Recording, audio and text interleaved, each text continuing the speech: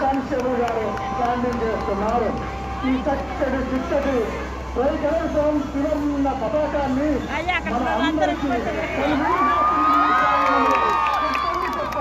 మారుమూడే విధంగా మరి ఆకాశాన్ని నువ్వు తిరంగి జెండాను తిరగిస్తే ఇక్కడ ప్రతి ఒక్కరి హోమాలు నిక్కబడుతున్నాయి. మరి నాకైతే ఏమనిపిస్తుందో తెలుసా, ఆనందం ఉప్పొంగుతుంది గుండె గుండె నిండా, ఆనందం ఉప్పొంగుతుంది గుండె నిండా, రుణాలు నిక్కబడుతుంది ఏడవ నిండా.